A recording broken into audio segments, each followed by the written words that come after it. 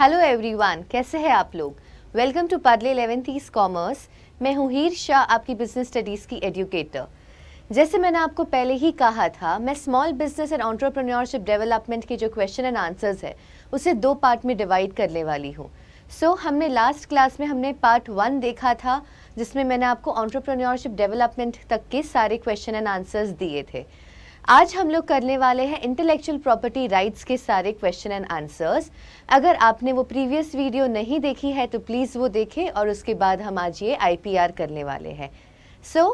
इसके काफ़ी सारे क्वेश्चन एंड आंसर्स इतने नहीं है, बट स्टिल आई थॉट कि ये अलग से करना बेटर है, वरना एक साथ बहुत सारा हो जाता तो क्लटर हो जाता था। So let's not waste our time and let's start with the question and answers. पहला क्वेश्चन क्या है, what is intellectual property right, नहीं sorry, what is intellectual property, पढ़ भी नहीं रही हूँ सही से, so sorry. Intellectual property exactly होती क्या है। हमें पता है इंटेलेक्चुअल प्रॉपर्टी हम किसे कहते हैं। इनटैंजिबल चीज़ है जो ह्यूमन माइंड बनाता है अपने नॉलेज से, कुछ इन्वेंट करना, कोई बुक लिखना, कोई मूवी बनाना, कुछ भी वगैरह, या तो अपना कोई ड्राइंग हो, पेंटिंग हो, कोई स्कल्पचर बनाया, ये सारे हो जाते हैं intellectual property right. Intellectual property, why am I saying intellectual property rights again and again, so sorry. ये होते हैं इंटेलेक्चुअल प्रॉपर्टी। इसके हम लोग एक बार मीनिंग देख लेते हैं, हम कौन सा क्या लिख सकते हैं एग्जैक्टली। इंटेलेक्चुअल प्रॉपर्टी एग्जैक्टली क्या होता है, refers to the products of human mind. जैसे मैंने आपको कहा, जो हम अपने दिमाग से कुछ चीज़ बनाते हैं, हमारा दिमाग इस्तेमाल करके हम कुछ बनाए, वो होता है इंटेलेक्चुअल प्रॉपर्टी। ओके, कोई दूसरे टाइप ऑफ प्रॉपर्टी के जैसे ही होती है।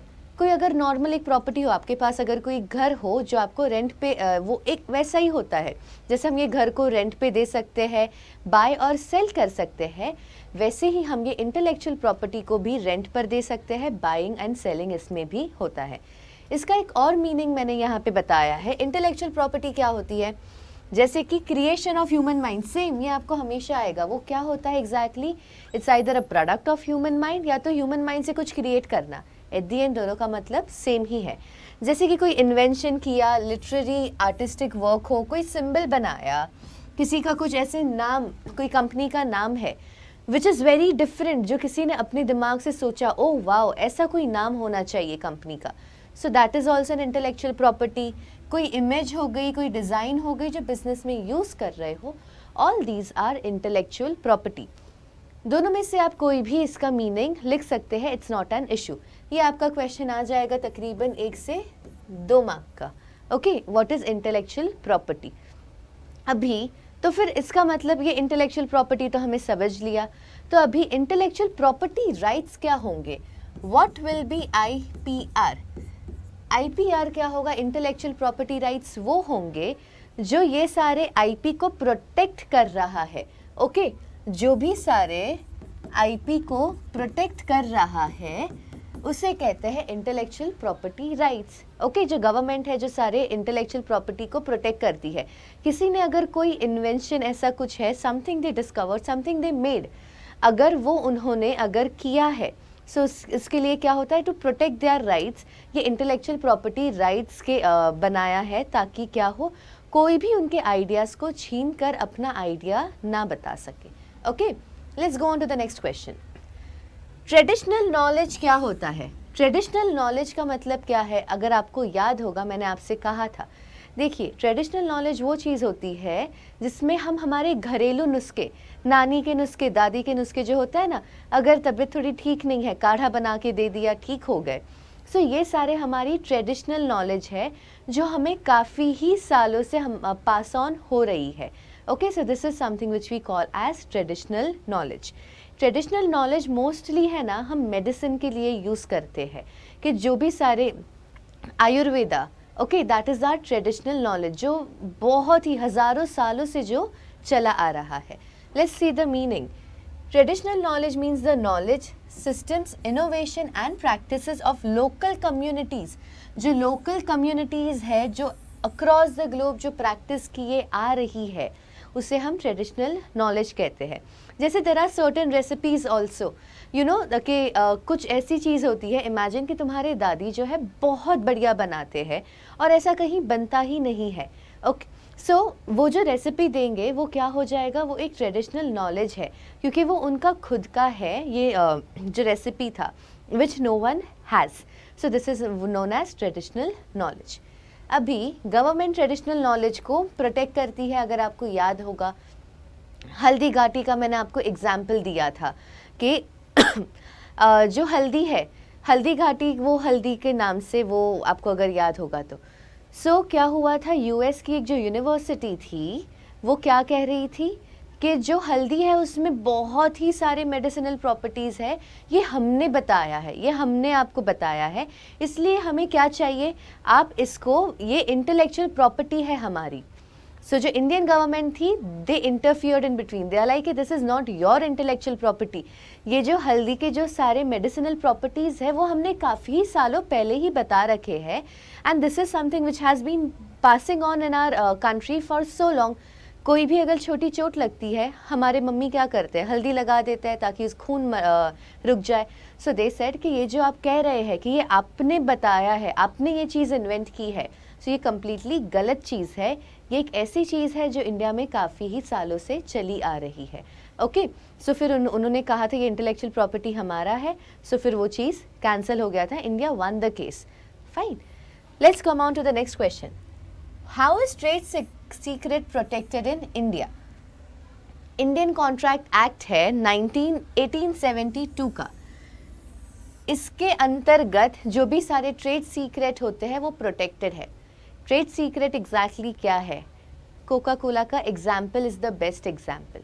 देखिए, कोका कोला की जो रेसिपी है, हाउ इट इज़ मेड, उसके जो इंग्रेडिएंट्स है, only 3 people know about that, किसी और को पता नहीं है इस बारे में। Why do only 3 people know about this? ताकि कोई भी वैसा सेम सॉफ्ट ड्रिंक ना बना सके। उनके पास वो कॉम्पिटिटिव एज है कि the taste that we give you कोई और आपको दे ही नहीं पाएगा। So that recipe, that how they make Coca Cola, that is their trade secret. So trade secret is nothing but वो नॉलेज, ऐसी चीज़ जो हम लोगों को एक कॉम्पिटिटिव एडवांटेज दे, हम लोगों को जो कंपटीशन है वो फेस करने के लिए they, because this is something which no one knows, this is how we make it. Okay, so इसे कहते हैं trade secret. So remember, trade secret India में कैसे प्रोटेक्ट होता है? Under the Indian contract act 1872, वो सारे ट्रेड सीक्रेट को प्रोटेक्ट करता है। ट्रेडमार्क एग्जैक्टली क्या होता है? What is trademark? ये आपको आ जाएगा 2 मार्क के लिए ये क्वेश्चन। ट्रेडमार्क क्या होता है? एनी वर्ड, नेम और symbol that let's us identify the goods made by an individual, company या तो ऑर्गेनाइजेशन। ऐसा कोई भी नाम या कोई भी सिंबल हो जिससे हम आइडेंटिफाई कर सके कि ये जो प्रोडक्ट है वो ये कंपनी का है। अगर मैं आपको, लेट मी चेक, ओके, अगर मैं आपको एक ऐसा ये एम बना के दूं, आप लोग मुझे तुरंत ही बता देंगे कि ये क्या है, ये मैकडॉनल्ड्स का है। How do I know that? ये जो सिंबल है ये क्या रिप्रेजेंट करता है? ये मैकडॉनल्ड्स है। ओके, या तो अगर मैं आपके लिए ये सिंबल बना दूं, let me know in the comment section ये किसका है। ओके, ये किसका सिंबल है? Let me know in the comment section. So ये जो सारे सिंबल है, इससे हमें क्या पता चलता है कि ये कौन से ऑर्गेनाइजेशन का है या कौन सी कंपनी के बारे में हम बात कर रहे हैं। नाम भी आ सकता है इसमें।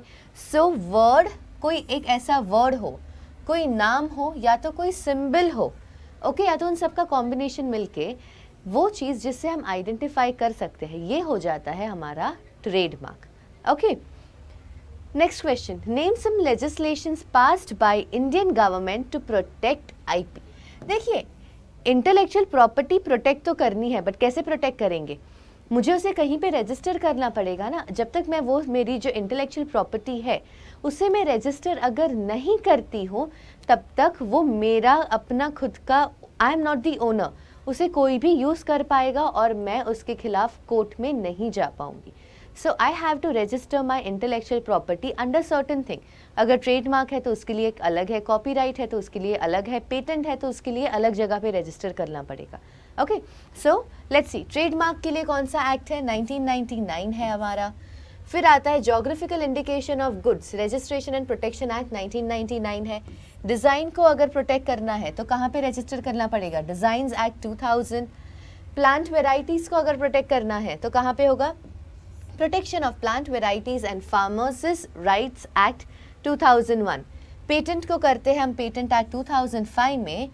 कॉपीराइट कहाँ करते हैं, कॉपीराइट एक्ट है 2012 जो अमेंडमेंट हुई है। ओके, पहले दूसरी थी, बाद में 2012 में उसमें अमेंडमेंट, उसमें काफ़ी सारे चेंजेस लेकर आए थे, इसलिए यहाँ पे लिखा हुआ है amendment. Okay, remember that and you have to write it. ऐसे सिर्फ चलेगा नहीं कि द कॉपीराइट एक्ट 2012 लिख कर आ गए और फिर अगर आप कहेंगे अरे मार्क्स तो मिले नहीं। अमेंडमेंट लिखना ज़रूरी है क्योंकि ये अमेंडेड है, पहले कोई और थी, उसके बाद उसमें थोड़े से चेंजेस लेकर आए थे 2012 में, इसलिए यहाँ पे अमेंडमेंट इज़ इम्पॉर्टेंट। सारे याद रखना इम्पॉर्टेंट है क्योंकि ये देखिए वैसे तो क्या होता है, अगर आपको डायरेक्टली ऐसा क्वेश्चन पूछते और अगर ये आपको 2 मार्क का आ गया, अगर ये 2 मार्क का है, कोई भी आप 2 या 3 लिख कर आ जाए कोई प्रॉब्लम नहीं है। पर आपको अगर इंडिविजुअल अगर एक क्वेश्चन पूछा, if they ask you how do we register the symbols और the name of a company, आपको बताना पड़ेगा under the trademark act of 1999। Unless and until that does not happen, तो फिर आपको देखिए आपको एक एग्जैक्ट एक नाम बताना पड़ा। ऐसे आपको किसी के लिए भी पूछ सकते हैं, how do we register the design that a person has made और something like that. So design के लिए कौन सा है, design act 2000। So that's the reason you have to remember all the names, हम एक भी नाम नहीं छोड़ सकते। ओके, चलो नेक्स्ट क्वेश्चन पर आ जाते हैं। ट्रेड सीक्रेट क्या है, मैंने आपको पहले ही कहा था। ट्रेड सीक्रेट क्या है, एक ऐसी चीज़ जिससे क्या होगा, एक कंपनी को कॉम्पिटिटिव एडवांटेज मिलेगा, वो लोग कंपटीशन में खड़े रह पाएंगे क्योंकि वो एक ऐसा उनके पास नॉलेज है which no one has. Coca Cola का एग्जाम्पल हमेशा याद रखना, उनके ऐसे इंग्रेडिएंट्स हैं विच नो वन नोज, जिसकी वजह से उनका जो टेस्ट है सॉफ्ट ड्रिंक का is different than everyone else. बाकी सारे सॉफ्ट ड्रिंक से उनका टेस्ट पूरा अलग है because of the ingredients that they are using and no one knows what they are using except 3 people. So trade secret क्या है, कॉन्फिडेंशियल इंफॉर्मेशन है जिससे क्या होता है, कॉम्पिटिटिव एज मिलता है। कॉम्पिटिटिव एज मतलब कॉम्पिटिशन में खड़े रहने की उनके पास क्षमता होती है, दे आर केपेबल। ओके, कि वो लोग कॉम्पिटिशन में खड़े रह सके, they can face the competition. तो दैट इज ट्रेड सीक्रेट। ये 1 या 2 मार्क का ही आएगा, उससे ज़्यादा मार्क का ये आएगा नहीं। बट अगर कॉम्बिनेशन में पूछ ले what is trade secret and how is it protected in India, तो आपको ये 1 मार्क का और इंडिया, और इसका क्या था, सॉरी आई बाय मिस्टेक, हाँ इंडियन कंपनी बोलने वाली थी मैं, Indian contract act 1872। Okay, so आपको ऐसे कॉम्बिनेशन में पूछ सकते हैं। So what is trade secret, easy. चलो नेक्स्ट क्वेश्चन पर आ जाते हैं। लाइसेंसिंग क्या है, डिफाइन लाइसेंसिंग। देखिए, the process of seeking exclusive right of patentee for a fee is called licensing. मतलब जो मेरा पेटेंट है उसके लिए समझिए मेरा एक पेटेंट है और किसी और को वो खरीदना है। सो वो लोग जो मेरे से खरीद रहे, एक्सक्लूसिव राइट्स मैं उन्हें दे रही हूँ कि मेरा ये पेटेंट सिर्फ आप ही यूज़ कर सकते हैं और कोई भी नहीं कर सकता। सो जब मैं उन्हें वो राइट्स दे रही हूँ, then they will give me something in return, right. वो लोग मुझे कुछ पैसे देंगे because I am letting them use my patent. So ये जो प्रोसेस होता है where I am giving them right to use it and I am getting fees in exchange, इसको कहते हैं licensing. Okay, so the process of seeking exclusive rights of the patentee for a fee, मतलब कुछ पैसे देके, इसे कहेंगे हम लाइसेंसिंग। ओके, सो लाइसेंसिंग का ये मीनिंग है। 1-2 मार्क का आएगा, ऑब्वियसली सिर्फ डेफिनेशन है तो इसमें कुछ ज़्यादा नहीं आने वाला। लाइसेंसिंग किस में होता है, एक पेटेंट में होता है, ठीक है। जब किसी का कोई पेटेंट होता है तो वो उसमें लाइसेंसिंग, किसी और में लाइसेंसिंग नहीं होता है। फाइन, चलो, what is the term till when a design can be protected. एक डिज़ाइन जो मैंने बनाई है, डिज़ाइन क्या होता है, मैंने कोई लाइन, कोई शेप्स ऐसे सब लेके I made some beautiful design और वो डिज़ाइन को मैं अपने कहीं कोई प्रोडक्ट पे यूज़ कर रही हूँ, that is a design. So design को मैं अपने जो मैंने बनाई है मैं उसे कब तक प्रोटेक्ट कर सकती हूँ। सो मैं उसे डिज़ाइन एक्ट के तहत मैं उसे 10 साल के लिए मैं उसे पहले प्रोटेक्ट कर सकती हूँ। 10 साल के लिए रजिस्ट्रेशन होती है। ओके, रजिस्टर किया, 10 साल तक मेरी वो डिज़ाइन कोई यूज़ नहीं कर पाएगा unless and until I don't give them permission.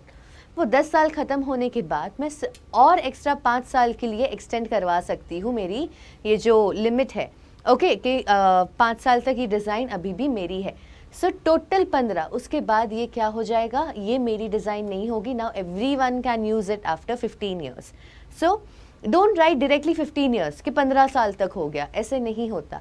पहले जब रजिस्ट्रेशन होता है वो 10 साल के पीरियड के लिए होता है, फिर उसको मैं वापस से रिन्यू करवा के सिर्फ 5 साल तक के लिए करवा सकती हूँ। So that is how you are suppose to write it. ऐसा नहीं लिखना कि टोटल 15 साल के लिए, क्योंकि हम एक साथ 15 साल का नहीं कर रहे हैं ना। पहले हमने 10 साल का किया, उसके बाद हमने वापस से 5 साल का किया। ओके, सो ये जो है हमारा प्रोटेक्शन का टर्म कितना है, 10 साल, which can be renewed further for 5 years after expiration of this term. 10 साल हो गए, एक्सपायर हो गया मेरा टर्म, फिर मैं फर्दर और 5 साल तक के लिए कर सकती हूँ। ठीक है, during which a registered design can only be used after getting a licence from its owner. Okay, जब तक ओनर अलाउ नहीं करता है, till then no one can use that design. और ओनर जब अलाउ करेगा he will be getting some fees for that. Okay, validity period होने के बाद ये पब्लिक डोमेन हो जाता है, अभी इसे कोई भी यूज़ कर सकता है। अभी इसके लिए जो ओनर है इसका, ये डिज़ाइन का, he is not going to get anything in return, क्योंकि अभी उसका नहीं है। 10 साल 10+5 के बाद ये उसका नहीं है, ये पब्लिक का है। Now no one has to give him any kind of fees for this. Okay, next पर आ जाते हैं। Till when can a patentee enjoy the exclusive right over a patent. Patent के ऊपर मैं कब तक अपना एक्सक्लूसिव राइट, कि ये पेटेंट सिर्फ मेरा है, ये कब तक हो सकता है, फॉर 20 years। इसमें ऐसा कुछ नहीं है 20 प्लस समथिंग या 15+5, नथिंग लाइक दैट। एक बार रजिस्टर कर दिया, टोटल 20 साल तक ये पेटेंटी जो है वो ये पेटेंट उसका है। No one can use it unless and until he does not give them the permission to do so. Okay, he और शी। सो 20 साल तक का होता है। 20 साल तक वो ही इसके एक्सक्लूसिव राइट्स है इसके पास। He is the one who will be getting fees in return, अगर उसे किसी को अगर ये पेटेंट चाहिए तो। पर 20 साल के बाद क्या होता है, अभी क्या पूछ रहे हैं, why is it only for a limited, LTD क्या है, लिमिटेड। ये लिमिटेड टाइम के तक के लिए क्यों है? मैंने अगर कुछ बनाया फिर भी गवर्नमेंट मुझे बोल रही है आप सिर्फ इसे 20 साल तक रख सकते हैं, तो मेरा खुद का पेटेंट है। Why am I not allowed to keep it with me, to be it my property for my whole life. Government ये इसलिए अलाउ नहीं करती क्योंकि क्या होता है, अगर ये पेटेंट 20 साल से ज़्यादा मेरे पास रहा तो मैं क्या करूँगी, कंपटीशन जो है मैं उसे मोनोपोली बना दूंगी अपनी, कि oh wow this is my thing, आप आइए, आप मेरे दिस इज, मैं बार बार उसकी फीस लेती रहूँगी for someone to use it. So government does not want that. Okay, so देखिए, patent grants exclusive right to the inventor for a period of 20 years, जिसमें क्या होता है, एनीबॉडी जिसको चाहिए ये सब्जेक्ट, उनको इससे पेटेंटी से परमिशन लेनी पड़ेगी कि मुझे आपका ये पेटेंट यूज़ करना है। Okay, bye paying certain cost, मतलब ये जो इन्वेंशन उन्होंने किया है उसके लिए वो लोग कुछ देंगे, उसके बाद ही वो इनका पेटेंट यूज़ कर सकते हैं। देने के सिर्फ बात नहीं है, उनका कंसेंट भी चाहिए। They should allow them to use their patent. अभी पेटेंट एक टेम्पररी मोनोपोली क्रिएट कर देता है। जैसे मैंने आपको कहा 20 साल तक वो उनकी मोनोपोली होगी क्योंकि उन्होंने ये इन्वेंट किया था। सो दैट इज़ द रीज़न ये टेम्पररी है, 20 साल तक की ही है, लाइफ टाइम नहीं है। वाई? क्योंकि इसीलिए तो गवर्नमेंट कहता है ना, आपकी लाइफ टाइम मोनोपोली ना रहे, इसीलिए हम आपको सिर्फ पीरियड 20 साल तक का ही दे रहे हैं। वरना क्या हो जाएगा, एंटी कॉम्पिटिटिव प्रैक्टिसेस हो जाएगी, जैसे कि मोनोपोली। ओके, एंटी कॉम्पिटिटिव क्या होता है, इसमें जो बाकी की कंपनीज है who are not able to use that patent, the invention, वो लोग कभी भी इसके सामने टिककर ही नहीं रह पाएंगे। सो बाकी के जो कंपनीज है हम उनके साथ नाइंसाफ़ी कर रहे हैं ना for them. That is the reason anti competitive practices ना हो, इस वजह से सिर्फ 20 साल तक का ही रखते हैं। सिर्फ टेम्पररी मोनोपोली ही होती है, लाइफ टाइम मोनोपोली नहीं हो पाएगी। ओके, चलो नेक्स्ट क्वेश्चन पर आते हैं। डिफरेंस क्या है इन्वेंशन एंड डिस्कवरी का? इन्वेंशन और डिस्कवरी में क्या अंतर है? इन्वेंशन का मतलब ये होता है कि मैं कंप्लीटली कोई नई चीज बना रही हूँ, I have made something. But discovery क्या होगा, मैं सिर्फ डिस्कवर कर रही हूँ, मैं सिर्फ ढूंढ रही हूँ वो चीज़ जो ऑलरेडी थी। सो उसे डिस्कवरी कहते हैं। And invention is something I have found new.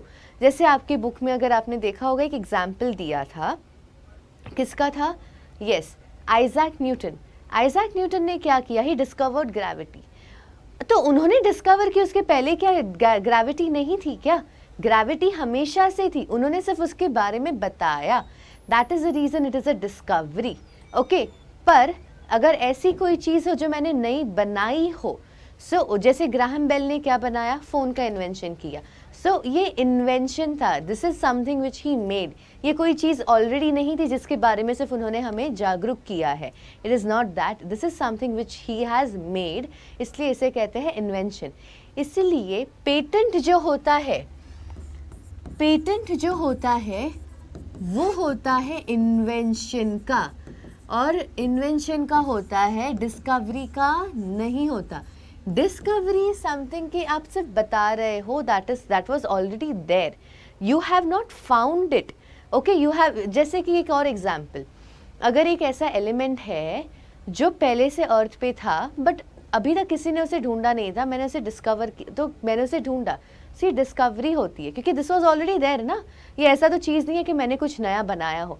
पर अगर मैंने सारे एलिमेंट्स जो है, जो सारे मैटर है, उन सबको अगर मैंने जोड़ के कोई ऐसे केमिकली कुछ, आई डोंट नो, उससे मैंने अगर कोई एक नया एलिमेंट ही बनाया हो which is not there anywhere, ये हो गया मेरा इन्वेंशन। ओके, सो यहाँ पे क्या कह रहे हैं?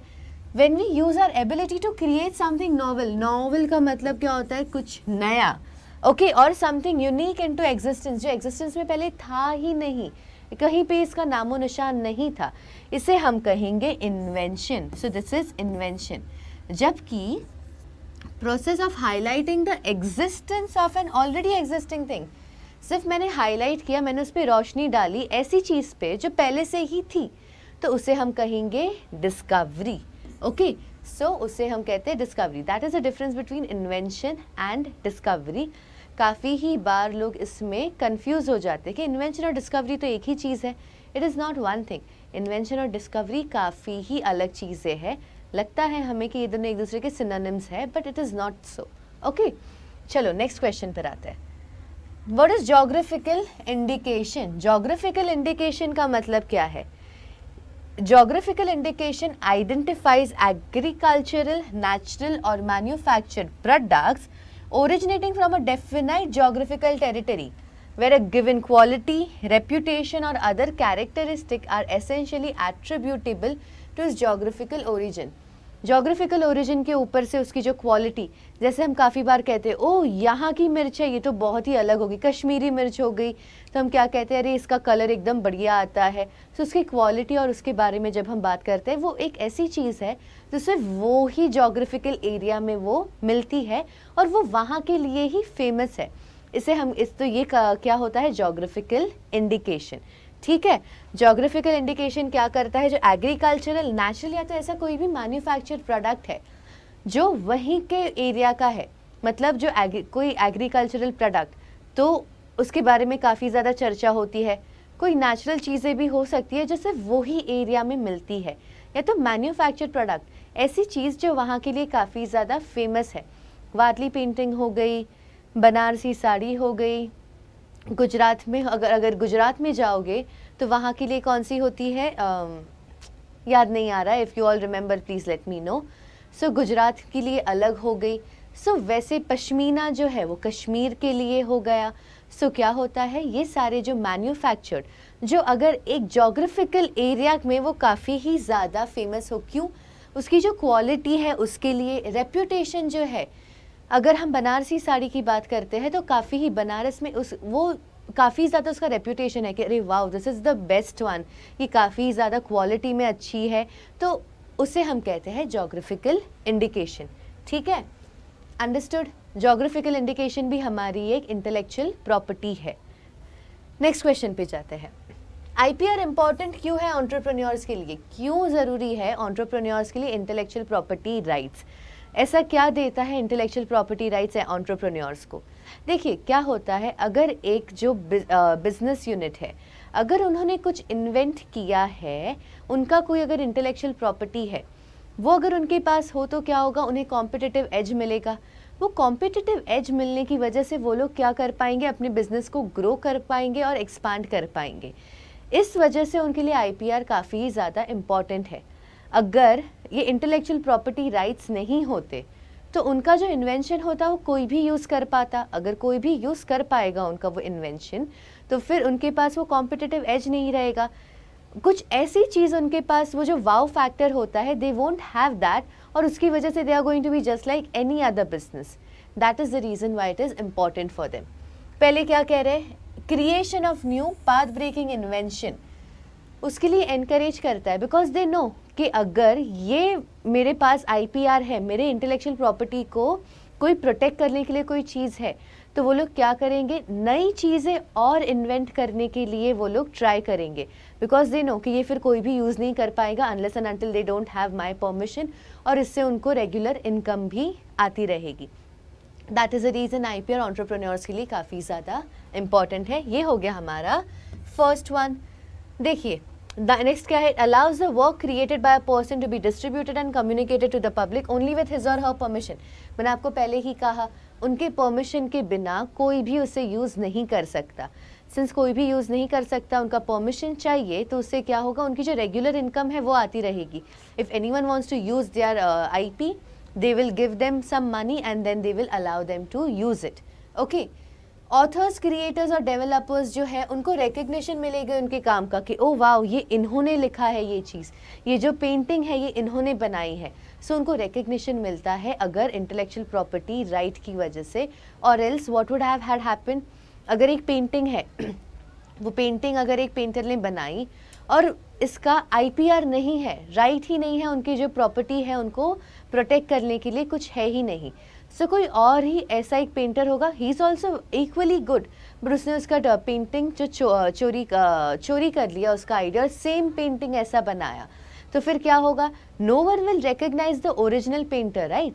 उसको कोई भी रिकग्नाइज नहीं कर पाएगा कि बिकॉज दे विल थिंक कि ये तो ऐसी चीज़ है जो सब बना पा रहे हैं। सो इसलिए इंटेलेक्चुअल प्रॉपर्टी राइट्स इनके लिए काफ़ी ज़्यादा इम्पॉर्टेंट है, ताकि इन लोगों को रिकग्निशन मिल सके। एवरी वन विल नो कि okay this is something which they have done, that is the reason. Next क्या है, इम्पॉर्टेंस एंड रोल जो है हमारे आईपीआर के, वो काफ़ी ही ज़्यादा बताए गए। ये जो WTO है, उन्होंने भी, वर्ल्ड ट्रेड ऑर्गेनाइजेशन ने भी कहा है कि जो इंटेलेक्चुअल प्रॉपर्टी है ना, वो काफ़ी ही ज़्यादा इम्पॉर्टेंट है कि हम लोगों की वो प्रोटेक्ट कर सके। इस वजह से वो लोगों ने ट्रिप्स अग्रीमेंट साइन हुआ है। ट्रिप क्या है, trade related intellectual property system agreement. इसके अंतर्गत क्या कहते हैं कि जो भी सारे इंटेलेक्चुअल प्रॉपर्टी है, आपका फ़र्ज़ है कि आप उसे प्रोटेक्ट कर सके। तो इंडिया भी इसके एक सिग्नेटरी थी, इंडिया ने भी ये अग्रीमेंट साइन किया है। इसी वजह से अगर आपने देखा होगा, इतने सारे जो मैंने आपको बताए थे, सारे ट्रेड के रिलेटेड, पेटेंट के रिलेटेड, डिज़ाइन के रिलेटेड जितने भी सारे लेजिस्लेटिव्स जो पास हुए हैं, it is because of this, because they have sign this agreement.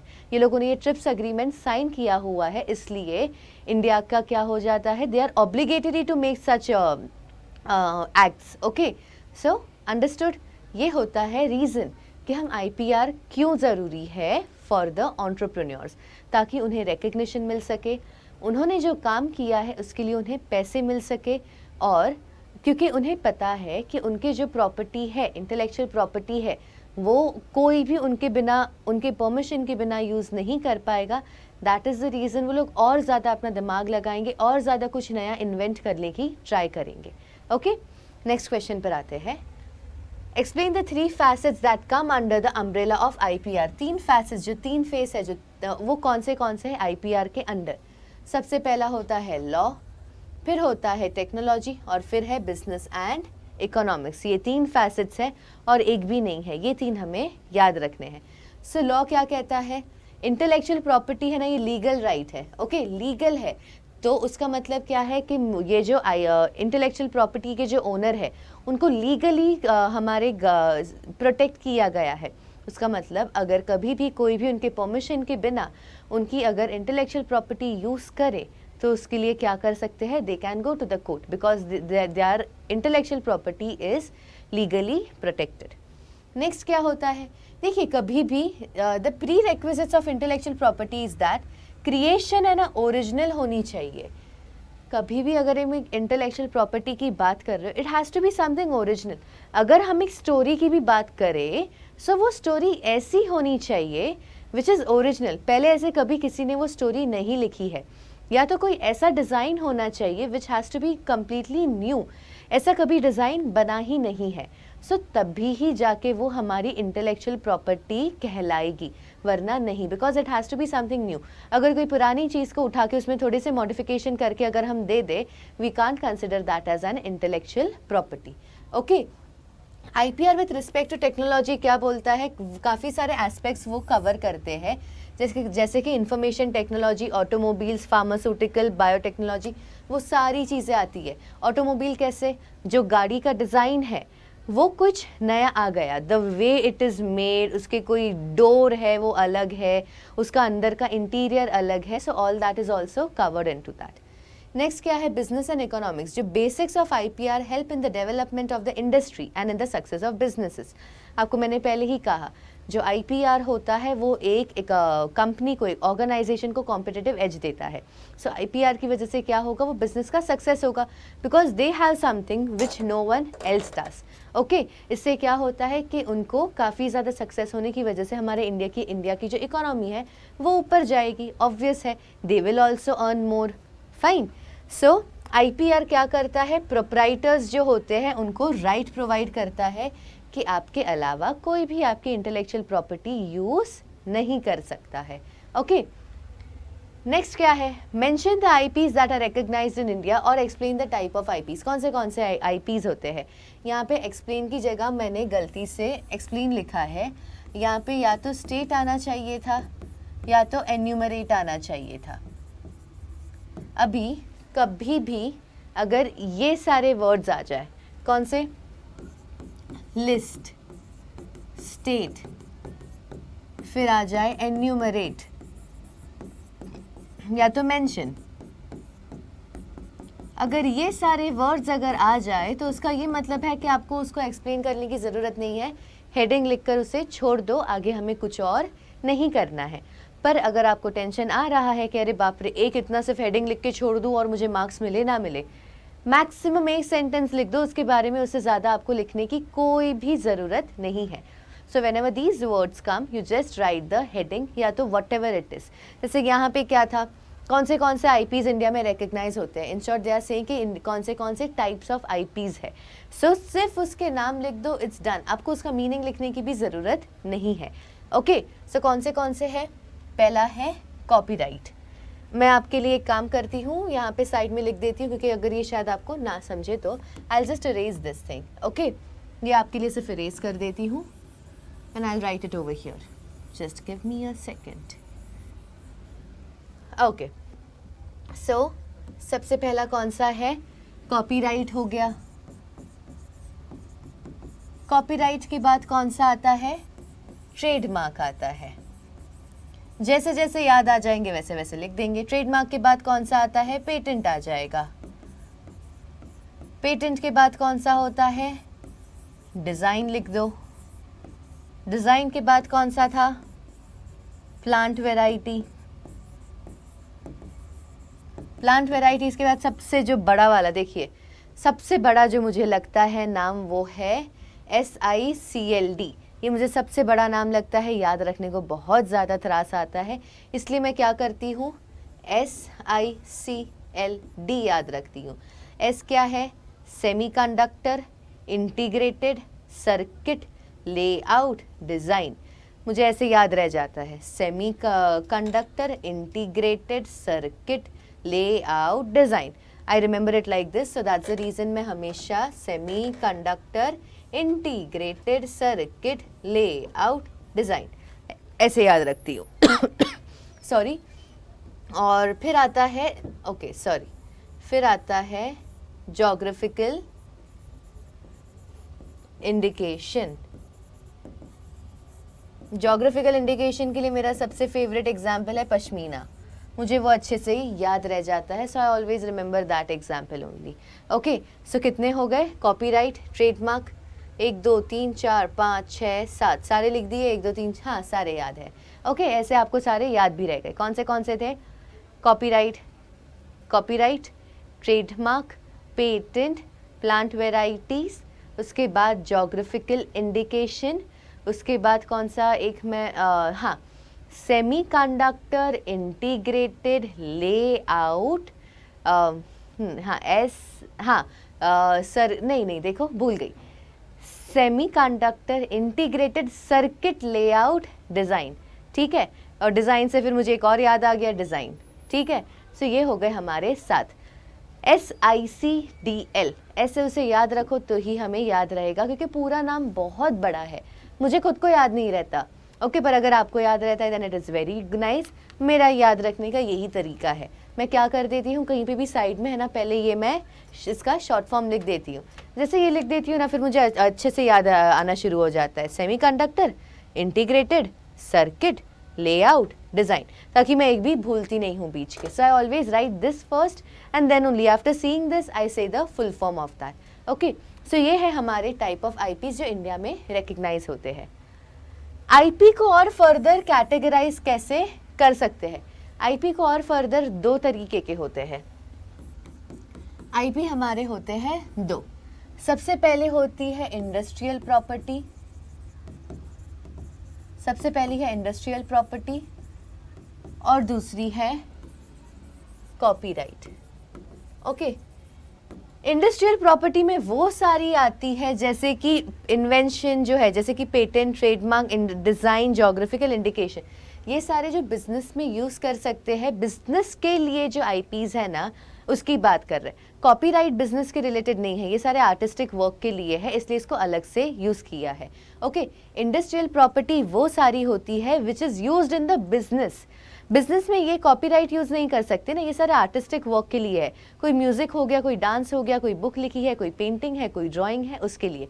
जबकि इंडस्ट्रियल प्रॉपर्टी के अंदर जो भी सारे आईपीज़ है वो एक बिजनेस में यूज़ होते हैं उसके लिए। जैसे कोई इन्वेंशन है, it will be used in the business. कोई ट्रेडमार्क है, बिजनेस के लिए होता है ना, मैंने आपको जैसे मैकडॉनल्ड्स का भी बताया सिंबल, वो किसके लिए यूज़ होता है? बिजनेस के लिए यूज़ होता है, इसलिए वो। इंडस्ट्रियल डिज़ाइन, जो भी डिज़ाइन है वो किसके लिए यूज़ होती है? कोई इंडस्ट्री में कोई प्रोडक्ट के ऊपर कोई डिज़ाइन बनाई हो उसके लिए होती है। ओके, जोग्राफिकल इंडिकेशन, सारी चीज़ें बेचते हैं ना हम लोग। ओके, जो पश्मीना है उसको क्या ऐसे ही रखेंगे? बेचते ना उसकी शॉल और वो सब। ओके, इसलिए या सो और कॉपीराइट में क्या होता है, जैसे मैंने आपको कहा, कोई भी आर्टिस्टिक वर्क, कोई पोएम हो गई, कोई प्ले लिख दिया, कोई म्यूजिकल वर्क है, कोई आर्टिस्टिक वर्क जैसे कि कोई ड्राइंग है, वो सब चीज़ें। ठीक है, अंडरस्टूड। सो ये हमारे 2 टाइप होते हैं आईपी के, एक होता है इंडस्ट्रियल प्रॉपर्टी और दूसरी होती है copyright. What is TKDL? TKDL और वो कब लॉन्च हुआ था? टीकेडीएल क्या होता है? The TKDL is the traditional knowledge digital library. क्या होता है? It is the traditional knowledge digital library. It has been developed by government of India. Government of India ने ये क्यों किया था? गवर्नमेंट ऑफ इंडिया ने ये इसलिए किया था ताकि जो भी हमारे ये प्रॉपर्टीज़ हो, जो भी हमारे पास ट्रेडिशनल नॉलेज हो, उसको हम बचा के रख सके। आगे जाके अगर कभी भी कोई भी इसे अगर यूज़ करने की कोशिश करे, then we can show it to them, see this is something which we already had. तुम लोग ये जो बता रहे हो ये एक नया चीज़ है, कुछ तुम्हारा आईपी है, इट इज़ नॉट देयर। जैसे मैंने आपको हल्दी का जो एग्जाम्पल दिया था, सो ये इस वजह से होता है। और मोस्टली जो है ना, ये क्या होता है, हमारे मेडिसिनल प्लांट्स के बारे में है। ये जो ट्रेडिशनल नॉलेज, जो टीकेडीएल जो लाइब्रेरी बनाई गई है, डिजिटल लाइब्रेरी, मोस्टली हमारे किस बारे में है? मेडिसिनल प्लांट्स के बारे में। ओके, और जैसे कि आयुर्वेदा, उसके बारे में है। The rich body of knowledge helps prevents wrongful patenting of our traditional knowledge. Wrongful patenting, कोई भी उसको अब पेटेंट बनाने की कोशिश ना कर सके, ये उस लिए होता है। 1 मिनट का ब्रेक लेंगे, I just have water. Okay, just a second. Okay, so TKDL का हमने फुल फॉर्म देखा और वो क्यों लॉन्च हुआ था उसके बारे में हमने जाना। ठीक है, टीकेडीएल क्या है? इंडिया, गवर्नमेंट ऑफ इंडिया ने ये डेवलप किया है। क्यों? एक डिजिटल नॉलेज है, पूरा डिजिटली ये बनाया गया है ताकि जो भी एग्जिस्टिंग नॉलेज थी जो एंशियंट टाइम से चली आ रही है मेडिसिनल चीज़ों के बारे में, मोस्ट प्रोबेबली उसके बारे में ही ये होता है, उसके लिए है। और ये क्यों लॉन्च किया था? ये जो रिच बॉडी है, यहाँ से ये आंसर आएगा। ओके, ये क्या करती है? It prevents wrongful patenting. Wrongful patenting जो है हमारी ट्रेडिशनल नॉलेज के बारे में, कोई उसको अपना पेटेंट बना के उसे आईपी उसे अपना ना बता सके, इस वजह से ये लॉन्च किया गया था। ठीक है, नेक्स्ट क्वेश्चन पर आते हैं। Name and explain the categories of trademark. Trademark भी अभी दो कैटेगरी के होते हैं, एक होता है कन्वेंशनल और दूसरा होता है नॉन कन्वेंशनल। कन्वेंशनल में क्या होता है? Something that we can see, जैसे कि वर्ड्स हो गए ट्रेडमार्क के, कोई कलर कॉम्बिनेशन वो ही कलर का होता है, कोई लेबल हो गया, कोई लोगो हो गया, पैकेजिंग का कोई तरीका होता है, गुड्स का जो शेप है, वो सब conventional, something which I can see. But non conventional क्या होता है? नॉन कन्वेंशनल एक साउंड, अगर आपने वो साउंड सुनकर भी अगर आप समझ जाए कि ये कौन सी वाली कंपनी के बारे में बात कर रहे हैं या कौन सी ऑर्गेनाइजेशन, ये नॉन कन्वेंशनल। साउंड के साथ साथ अभी तो फिलहाल कोई अगर परफ्यूम है तो smell is also non conventional. हाँ, साउंड, स्मेल, ये जो सारे हैं ना नॉन, ओह स्मॉल नहीं, सॉरी, ई बराबर से लिख देती हूँ। जो स्मेल है ये सारे नॉन कन्वेंशनल है। ये कुछ ऐसी चीज़ें हैं कि ये हम लोग देख नहीं पा रहे हैं, बट साउंड अगर वो चीज़ का मैं सुन लूँ and I will be like, oh ये तो ये लोग ये कंपनी की बात कर रहे हैं, तो इस बारे में है, so that is a non conventional one. या तो कोई परफ्यूम का स्मेल हो गया या कुछ हो गया एंड वो स्मेल करके आप बता दो ये परफ्यूम तो ये ब्रांड का है, so that is non conventional. ठीक है, when can an invention be patentable, इसको मैं पेटेंट कब करवा सकती हूँ? तो मैंने आपको पहले ही कहा था पेटेंट हम तभी करवा सकते हैं जब ये कंप्लीटली नॉवल हो, कुछ कंप्लीटली न्यू चीज़ हो, तभी ही हम लोग करवा सकते हैं। It must B new. कोई भी करंट नॉलेज के ऊपर से अगर तुम बनाओगे और बोलोगे अरे ये मैंने कुछ नया चीज़ें बनाया, दिस इज़ नॉट न्यू, ये सिर्फ आपने उसको अपग्रेड किया है, बट ये कुछ नया नहीं था। Okay, it must be non obvious to any person who is skilled in the relevant field of technology. आपने अगर कोई रेलिवेंट वो जो फील्ड ऑफ टेक्नोलॉजी का इंसान था, वो अगर ये आपका इन्वेंशन देखे और बोले oh this is something which we all know, this can obviously be done, वो जो इंसान है, वो फील्ड का जो स्किल्ड इंसान है, वो भी ये देख के बोले ये तो हमने कभी सोचा ही नहीं ऐसे हो सकता है, that is when it can be patentable. Okay, finally क्या है?